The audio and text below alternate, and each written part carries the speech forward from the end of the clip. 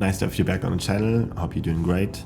I don't know if you're excited, but I'm always excited when I get some new audio devices, because most of the time I use random triggering or like kind of uncontrollable MIDI inputs, triggers, whatever you call it, and then playing a lot with the audio devices and process the stuff completely new.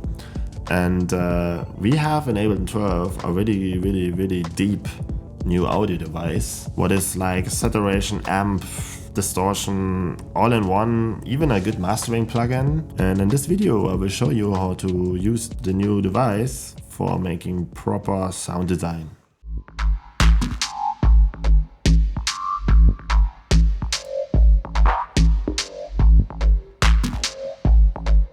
So let's jump to Ableton. So when we are in Ableton, I recorded a little loop for my drums here. Nothing else than this.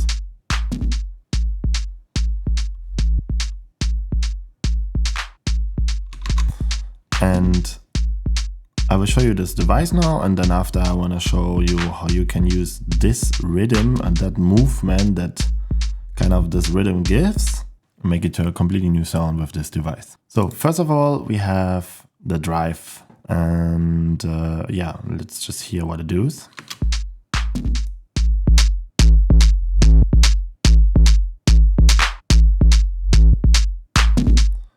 It gives the overtones we want. And then you can say, okay, I want that it compress more the bass or more the highs. And then, of course, you can say which frequency with the filter. So if you want more overtones in the highs, put that thing up. And then, of course, we have the routing. So in this case, we have now the single routing. And then you also have serial. So you're getting like more stages. So you can have all this amount of frequency filtering and the amount of, yeah, like the distortion, and then in 2 stages. So literally like pitting 2 of them in each other, but in one device. Parallel, I mean, tells what it is. It will be parallel. And see also the 2 things what they're doing.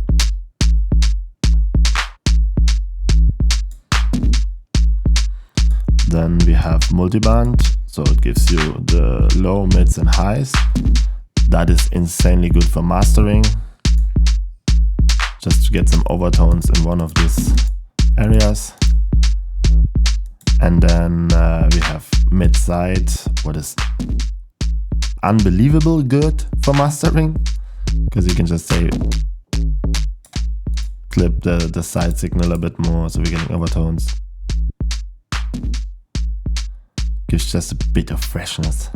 So this is super nice to like for bass grouping. So on the mix bass or something, I would put that device totally. When you use it like soft and simple, you can get like nice saturation. There's a lot of different characters here that you can create. That's really nice. So when we stay like this now and we go to actually explain a little bit here the stages, you can have the amount, of course, we saw already. For the shaper, so without the shaper it's like this, and then you have like this cool different algorithms for like kind of the waveforms. So of course digital clipping, so again just like, or you want bit crush and destroy the proper for noisy overtones. Really nice when you use it and take it a little bit less.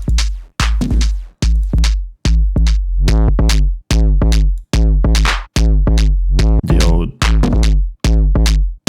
2 preamp.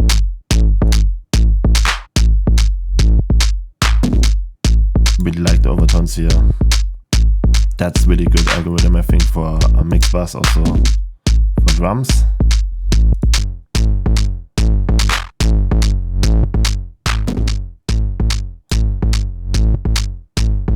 Getting like really psychedelic highs here with like a key.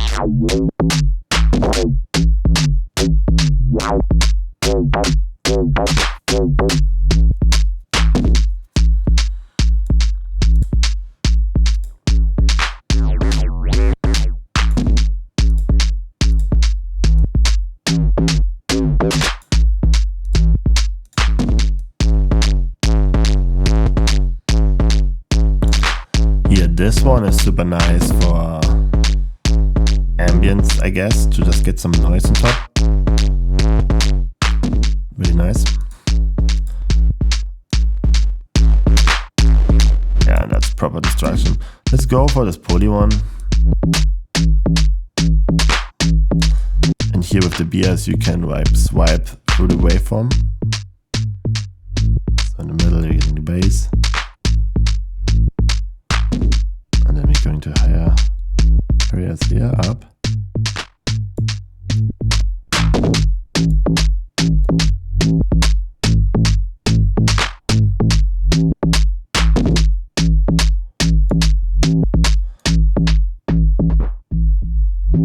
Filter with cool filter types like peak, like morph, so you can morph between filter types.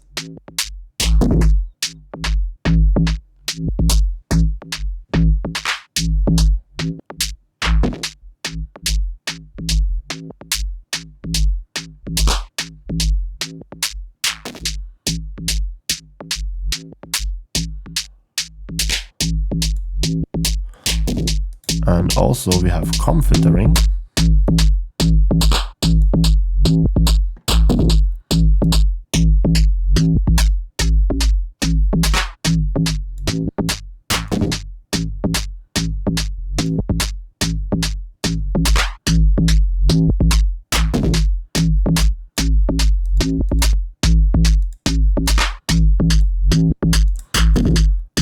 And resampling.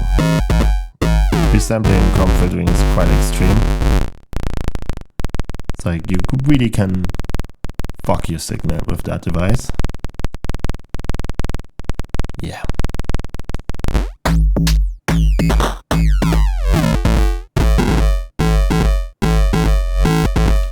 Let's say morph.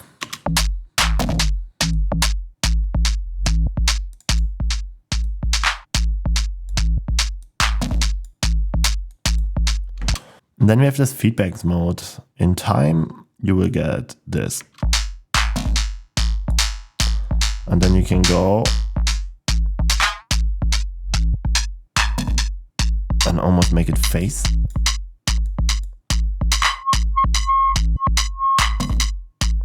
And you hear, now we're getting this like feedback of this device. And now we go here to the frequency. And you can hear, we can pitch it.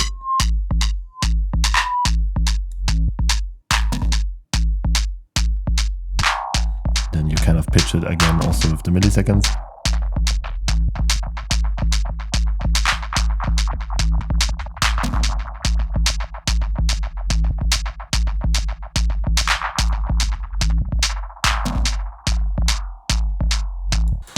Then we have more, we can also sync that thing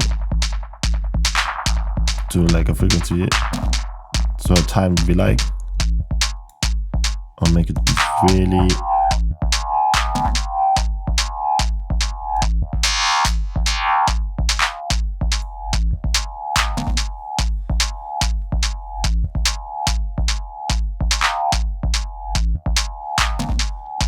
getting some cool rhythmical overtones.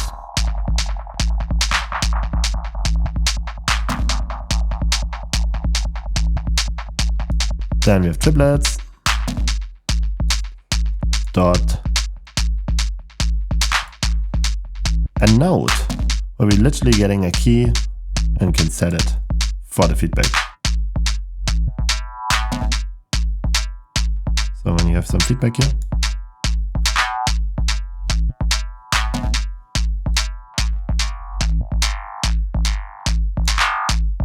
we have now feedback overtone in G. I love this little controls.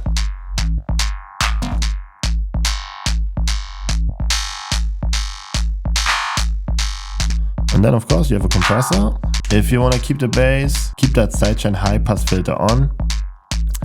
If you don't want that, make it off.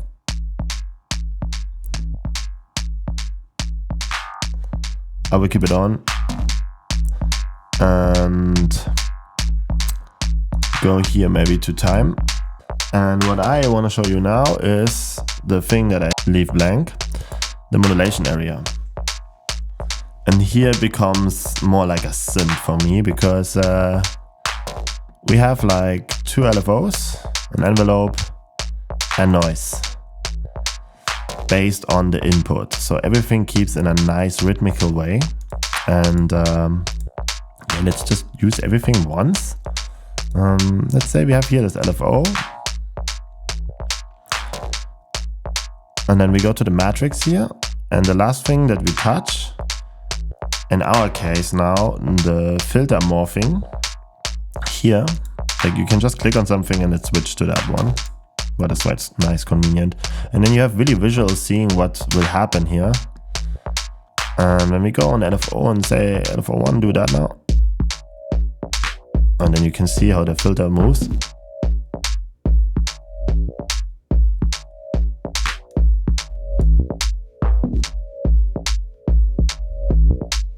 Same with LFO2, of course.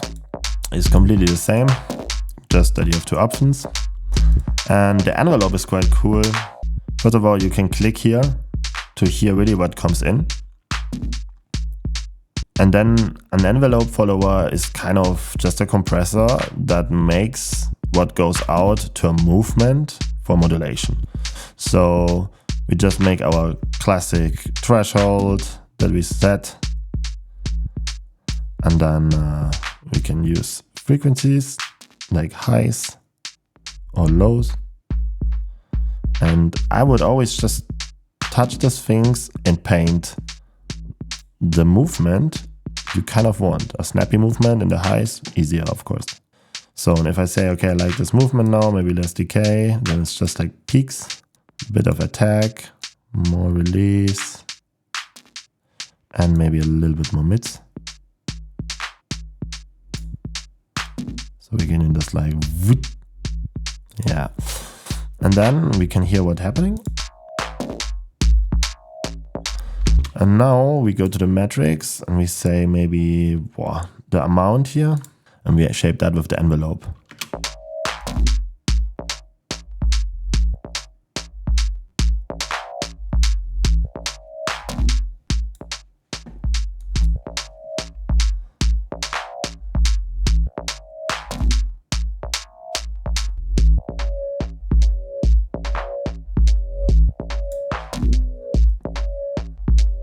And then, of course, we also have the noise. Of course, also sample and hold, render, and brown. Simplex, let's use it. You can sync it, triplets, dots, 16ths. And then give him a rate. And yeah, just take that element. Again, same here. You just watch what you like to see. I like that up-down movement, matrix, noise. We can go here on the filter and use the noise.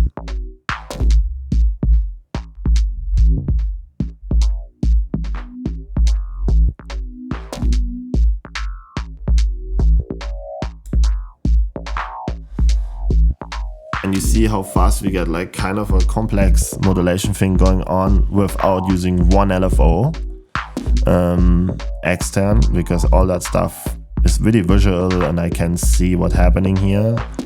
So that improvement goes on in Ableton 12. I really like that. And then let's play with the feedback mode with the milliseconds.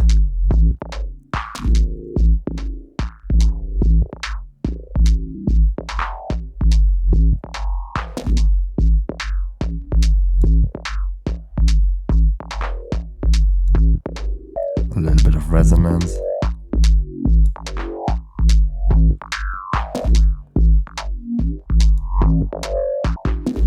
Yeah, and all of this is cute inside here in this little device, but of course you can drop here and see everything at the same time, plus the full matrix with scrollable window.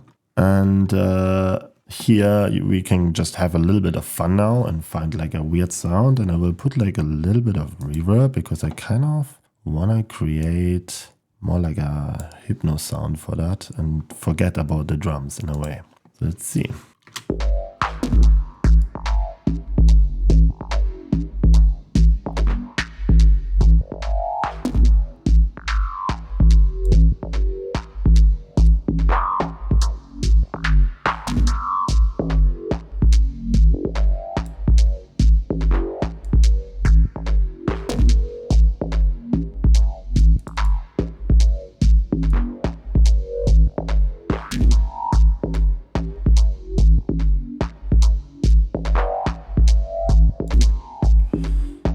And we even have cross modulation, so you can modulate the modulation.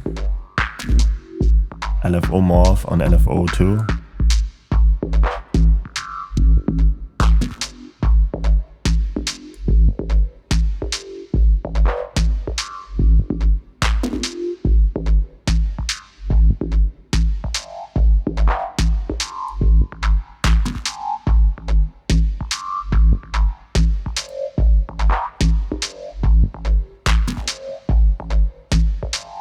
And here we are, completely weird element now.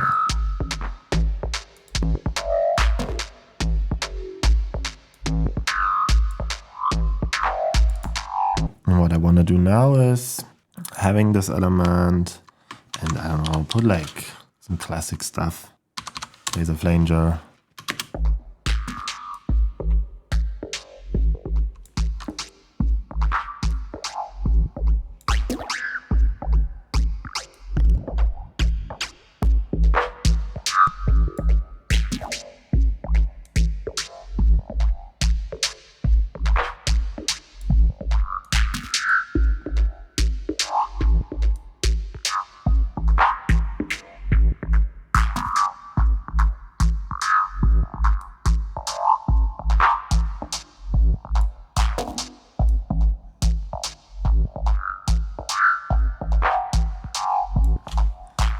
Okay, so nice phasing on top, then maybe some EQing just to get some highs away.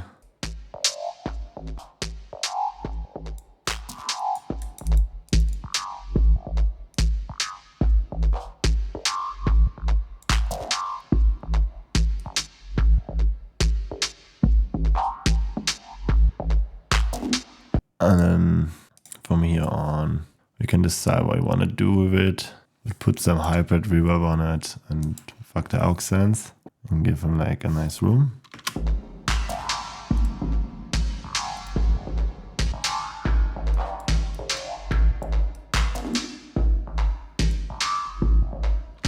Can put a shifter on it or something. Just get maybe some over frequencies with ring modulation.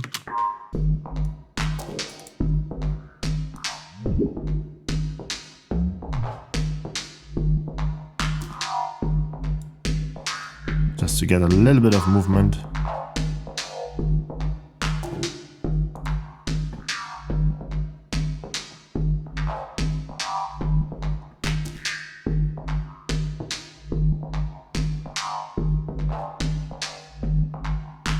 And then in the Q of the reverb, let's just keep it here on the highs reverb.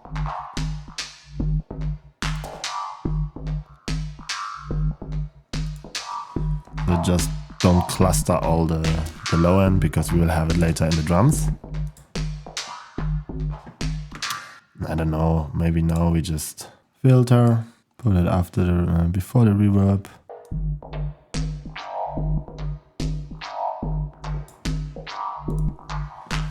So yeah, so we just put a filter here in the end. And then we can group all of this. Suck. So before we have this drum loop and we make this kind of creature out of this thanks to Roa.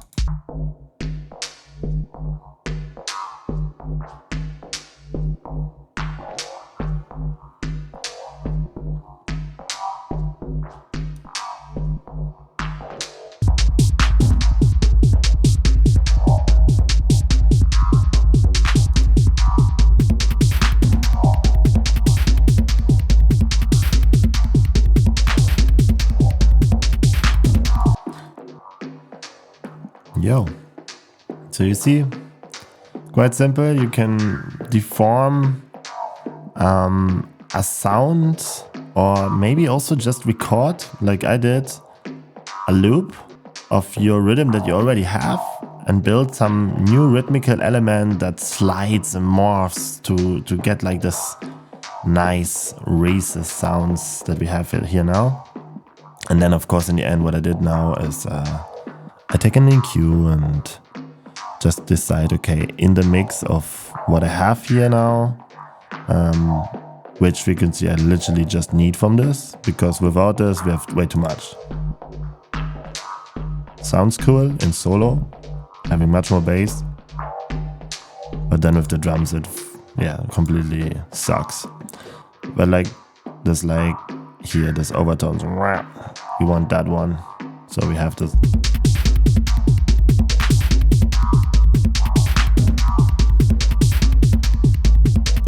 And of course, yeah, you have to clean the mix here even. I really think this device is one of the best updates in Ableton 12. Totally when you don't think about, oh, distortion is something I don't like to use. I was never into harsh sounds. I always think that sometimes you just want like a cool rhythmical sound that you have to sound completely different and give him a lot of overtones and yeah, kind of distort it and make it noisy, so when you filter it, this sound sounds rich when it opens for a second. And then yeah, of course, modulation on the filters. And thanks to this device, we have all the modulation already inside, so move and don't use like too many LFOs. And yeah, I think with this device I will play a lot, and it's my new amp and my new saturation plugin kind of, because you can go really subtle with it or really harsh. And all these algorithms and serial and MS is amazing. Like totally for mastering I will use that thing quite a lot, just to give like overtones in the highs or something like this. Always depends on the track, of course. So that was that device. I guess next we go for the synths, or I will see. But I wish you a blessed week, and like, subscribe, do all that stuff if you want to help me. And yeah, I said it. Amazing. See you. Bye.